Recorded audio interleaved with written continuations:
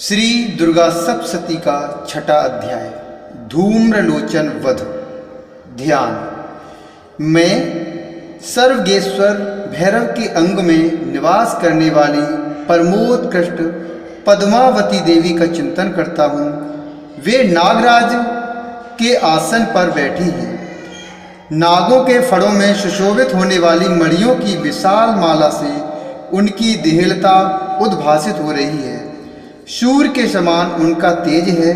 तीन नेत्र उनकी शोभा बढ़ा रहे हैं। वे हाथों में माला, कुंभ, कपाल और कमल लिए हुए हैं तथा उनके मस्तक में अर्धचंद्र का मुकुट सुशोभित है। ऋषि कहते हैं, देवी का यह कथन सुनकर दूत को बड़ा अमर्ष हुआ और उसने दैत्यराज के पास जाकर सब समाचार विस्तार पूर्वक कह सुनाया।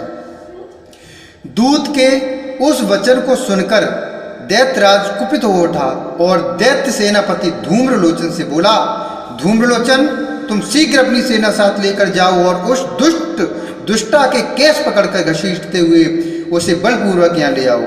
उसकी रक्षा करने के लिए यदि कोई दूसरा खड़ा हो तो वह देवता यक्ष अथवा गंधर्व ही क्यों न हो, उसे अवश्य मार डालना। ऋषि कहते हैं, शुंभ के इस प्रकार आज्ञा देने पर वह धूम्रलोचन दैत्य 60,000 असुरों की सेना को साथ लेकर वहां से तुरंत चल दिया।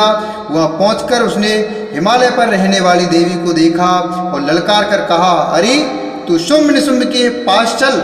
यदि इस समय प्रसन्नता पूर्वक मेरे स्वामी के समीप नहीं चलेगी तो मैं बलपूर्वक झोंटा पकड़कर घसीटते हुए तुझे ले चलूंगा। देवी बोली, तुम्हें दैत्यों के राजा ने भेजा है। तुम्हें दैत्यों के राजा ने भेजा है। तुम स्वयं भी बलवान हो और तुम्हारे साथ विशाल सेना भी है। ऐसी दशा में यदि मुझे बलपूर्वक ले चलोगे तो मैं तुम्हारा क्या कर सकती हूँ। ऋषि कहते हैं, देवी के यों कहने पर असुर धूम्रलोचन उनकी ओर दौड़ा। तब अंबिका ने हूँ शब्द के उच्चारण मात्र से उसे भस्म कर दिया। फिर तो क्रोध में भरी हुई दैत्यों की विशाल सेना और अंबिका ने एक दूसरे पर तीखे सहायकों, शक्तियों तथा फरसों की वर्षा आरंभ की। इतने में ही देवी का वाहन सिंह क्रोध में भरकर भयंकर गर्जना करके गर्दन के बालों को हिलाता हुआ असुरों की सेना में कूद पड़ा। उसने कुछ दैत्यों को पंजों की मार से, कितनों को अपने जबड़ों से और कितने ही महादैत्यों को पटक कर ओठ की दाढ़ों से घायल करके मार डाला। उस सिंह ने अपने नखों से कितनों के पेट फाड़ डाले और थप्पड़ मारकर कितनों के सिर धड़ से अलग कर दिए। कितनों की भुजाएं और मस्तक काट डाले तथा अपनी गर्दन के बाल हिलाते हुए उसने दूसरे दैत्यों के पेट फाड़कर उनका रक्त चूस लिया। अत्यंत क्रोध में भरे हुए देवी के वाहन उस महाबली सिंह ने क्षण भर में ही असुरों की सारी सेना का संहार कर डाला। शुंभ ने जब यह सुना कि देवी ने धूम्रलोचन असुर को मार डाला तथा उसके सिंह ने सारी सेना का सफाया कर डाला, तब उस दैत्यराज को बड़ा क्रोध हुआ। उसका ओठ कांपने लगा। उसने चंड और मुंड नामक दो महादैत्यों को आज्ञा दी, हे चंड, हे मुंड, तुम लोग बहुत बड़ी सेना लेकर वहां जाओ। उस देवी के झोंटे पकड़कर अथवा उसे बांधकर शीघ्र यहाँ ले आओ।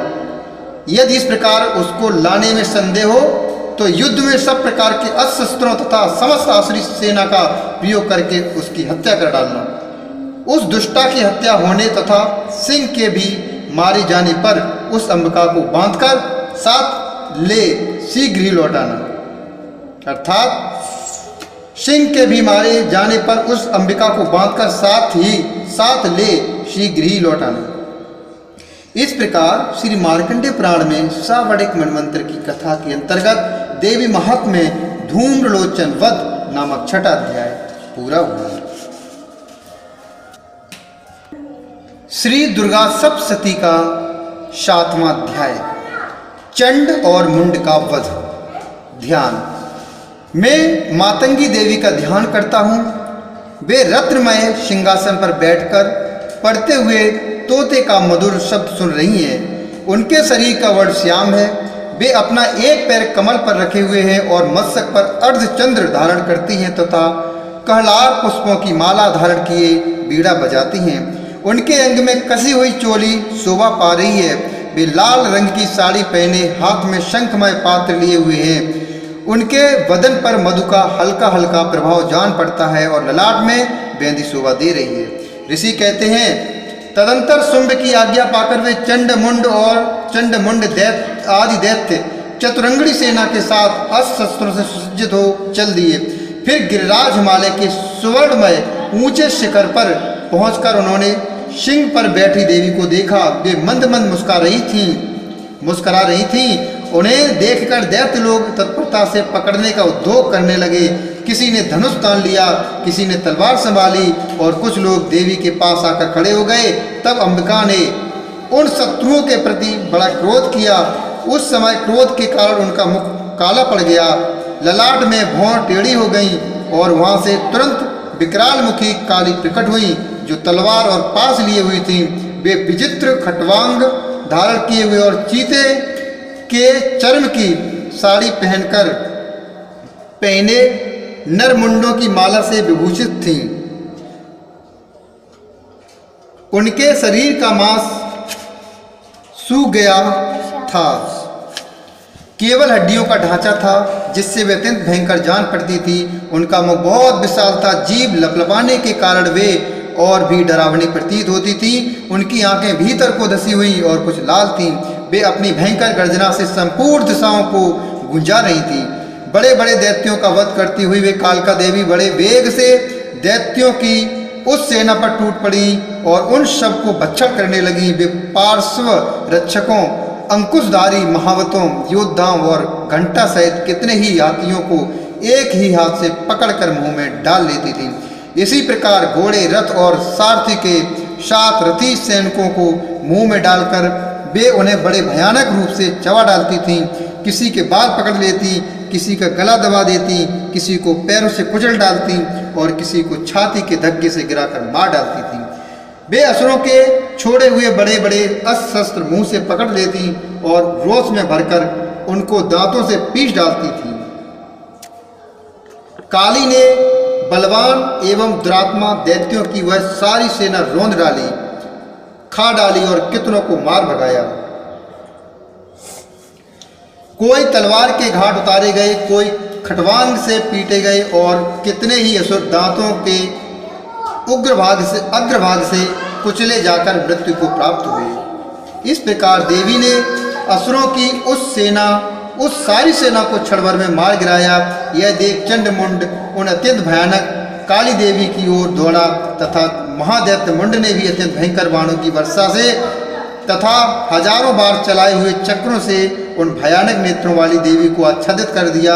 वे अनेकों चक्र देवी के मुख में समाते हुए ऐसे जान पड़े मानो सूर्य के बहुत मंडल बादलों के उदर में प्रवेश कर रहे हों। तब भयंकर गर्जना करने वाली काली ने अत्यंत रोष में भरकर विकट अट्टहास किया।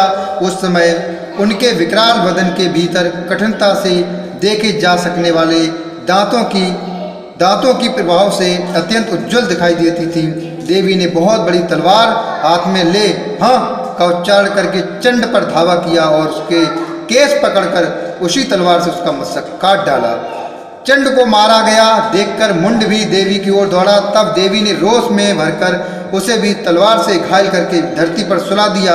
महापराक्रमी चंड और मुंड को मारा गया देख मरने से बची हुई बाकी सेना भय से व्याकुल हो चारों ओर भाग गई। तदंतर काली ने चंड और मुंड का मस्तक हाथ में ले चंडिका के पास जाकर प्रचंड अट्टहास करते हुए कहा, देवी मैंने चंड और मुंड नामक इन दो महा पशुओं को तुम्हें भेंट किया। अब युद्ध यज्ञ में तुम शुंभ और निशुंभ का स्वयं ही वध करना। ऋषि कहते हैं, वहां लाए हुए उन चंड मुंड नामक महादैत्यों को देखकर कल्याणमयी चंडी ने काली से मधुर वाणी में कहा, देवी तुम चंड और मुंड को लेकर मेरे पास आई हो, इसलिए संसार में चामुंडा के नाम से तुम्हारी ख्याति होगी। इस प्रकार श्री मार्कंडेय पुराण में सावर्णिक मनवंतर की कथा के अंतर्गत देवी महात्म्य चंड मुंड वध नामक 7वां अध्याय पूरा हुआ।